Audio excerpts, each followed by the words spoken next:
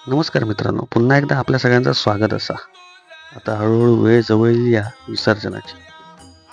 कोकणात बाप्पाच्या आगमनाच्या दिवशी जेवढा आनंद असता, तेवढाच विसर्जनाच्या दिवशी कोकणातल्या प्रत्येक माणसाच्या डोळ्यात पाणी असतं.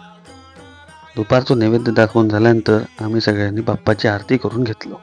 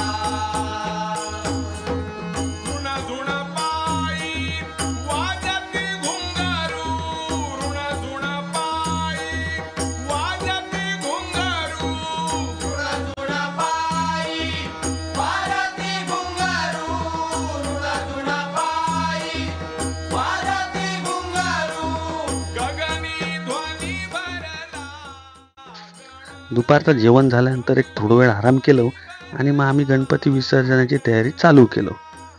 बायकोन जशी पूजा केला तशीच उत्तर पूजा पण केला आणि मग गणपती विसर्जनाच्या कार्यक्रमाक सुरुवात केलं आम्ही.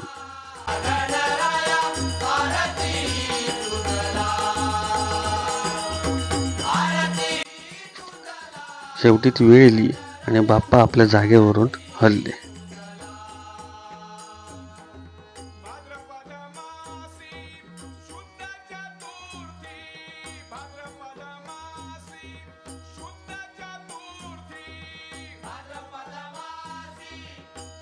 लहानांपासून मोठ्यांपर्यंत कशी एका लाईनीत सगळी बसलेली असतात. कोकणातली ती एक प्रथा, ती मी तुमका थोडक्यात सांगते.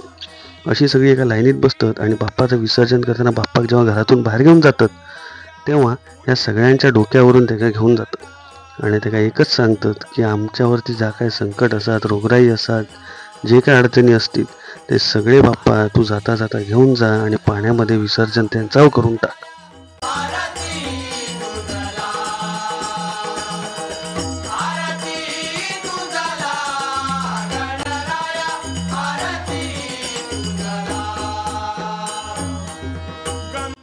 मग गणपतीचं विसर्जन करून आम्ही पोचलो कणकवलीच्या गणपती सान्यावर. तर आम्ही बाप्पाची आरती करून घेतलो आणि बाप्पाक निरोप देऊन आम्ही तयार झालो.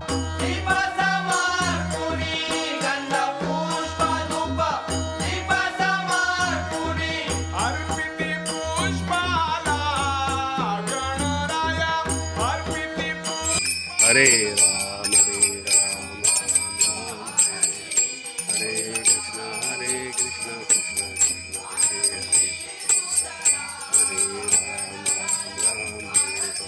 हरे हरे राम हरे कृष्ण कृष्ण मोरया. गणपती सणाला इल्यावर घरातल्या प्रत्येक लहान मुलांना सुद्धा पाण्यामध्ये जाऊचो आग्रह केला आणि थोड्या वेळ सगळ्या लहान मुलांना पाण्यात बुचकळून आणलं.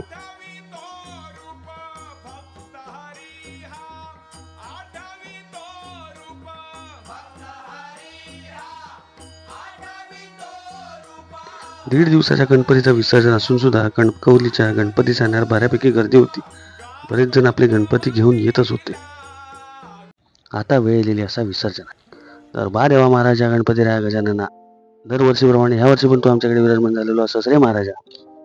त्याचप्रमाणे संपूर्ण परिवाराने जी काय तुझी यथाशक्ती सेवा केलेली असा ती तू मान्य करून घे रे महाराजा. तसाच आपल्या घरामध्ये जी कोण वयस्कर माणसं असतील, त्यांचा काय आरोग्य असतात, त्या काय त्यांना त्रास असतील ते तू दूर करून त्यांना टणटणीत बरोबर रे महाराजा. तसाच आपल्या परिवारामध्ये जे कोण नोकरी कसत, कामधंद्या कसत, त्यांना त्यांच्या नोकरीत यश दे, कामधंद्यात यश दे आणि त्यांचा कामधंदो मोठो वाढा हो यावर तू पूर्णपणे लक्ष दे रे महाराजा. तसाच आपल्या घरामध्ये नवरा बायकोचा जो काही संसार चालवलो असा, त्याच्यामध्ये काय त्रास होत असतात, काय वाद होत असतील, काय अडचणी येत असतील, तर ते वेळेस तो दूर करून त्याचा संसार सुखान चालू दे रे महाराज. तसाच घरामध्ये जी काय मध्यमवयीन तरुण मंडळी असत, त्यांच्या तब्येतीकडे सुद्धा लक्ष दे. त्यांच्यावर पण काय आजार पण येता कामा नये, त्यांना ठणठणीत बरोबर म्हणजे त्यांना त्यांच्या कामामध्ये चांगलं यश मिळते रे महाराजा. तसाच घरामध्ये जी काही लहान लेकरं असत ती तुझीच लेकरं असत तर त्यांचं नीट सांभाळ कर रे महाराजा. त्यांना कुठल्याच प्रकारचा आजारपण वगैरे येता कामा नये. ती काय जी शिक्षण शिकतात किंवा शिकणार असत तर त्यांना चांगली बुद्धी दे रे बाबा. समाजात त्यांना चांगल्यान वागूची सद्बुद्धी दे रे महाराजा. तसाच जाणत्या जाणतेपणे आमच्याकडून काय चुकभूल झाली असात तर मोठ्या मनान तू आमका माफ कर रे महाराजा. आजपर्यंत जसं आमच्या पाठीशी तू उभं असस तसंच ह्याच्या पुढे पण आमच्या पाठी उभं राहू आणि लवकरात लवकर पुढच्या वर्षी परत ये रे महाराजा. निरोप घेतो आता आम्हा आज्ञा असावी, आम्हा आज्ञा असावी. चुकले अमुचे काही, चुकले अमुचे काही, देवा क्षमा असावी. तर गणपतीचं विसर्जन करून भरलेल्या डोळ्यांनी आम्ही आमच्या घरात परत गेलो.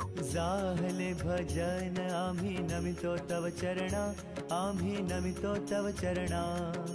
वारुनिया विघ्ने, वारुनिया विघ्ने देवा. तर विसर्जनाच्या दुसऱ्या दिवशी आम्ही दुपारी निघालो आमच्या परतीच्या प्रवासावर. जाता जाता आम्ही गेलो आमच्या ताईच्या घरात म्हणजे सासूरवाडीत. त्यांचं गणपती बघू आणि गणपती पाया पडून ताईनं आम्ही पुढे जाणार होतो आमच्या भाऊजींच्या घरात.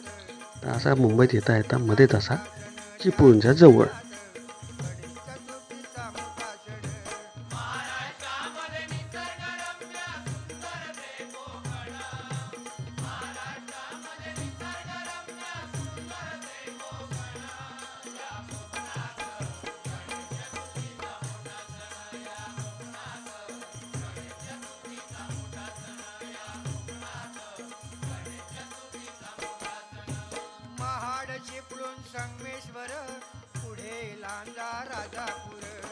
आम्ही आमच्या ताईच्या घराजवळ पोचलो. घर एकदम भारीतला तुम्ही बघू शकतास. घराच्या आजूबाजू मस्त अशी बाग बीग केलेली आहे त्यांनी. घरात एकदम कोकणी स्टाईलचा असा घर असा आणि आजूबाजू बारीक सारीक सगळ्या प्रकारची झाडं फुलझाडं लावलेली असत. त्याच्यामुळे घर एकदम भारीतला दिसन येतं एकदम टॉपचा. हो त्यांच्या घरातलो गणपती ना निघू आमका थोडं उशीर झालो. आम्ही निघालो रस्त्यात थांबान ताई जरा चिप्स आणूक सांगलं आणि भाऊजींका मिठाई आणूक सांगलं. घरात गेलो भाऊजींच्या.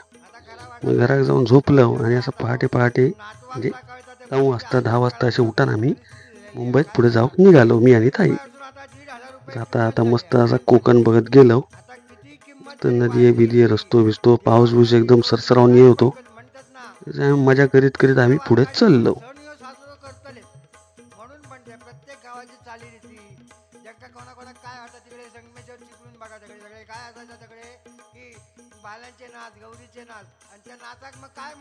रस्त्यानं आमका लवकरच CNG पण गावलो ज्याच्यावर गर्दी नाही होती.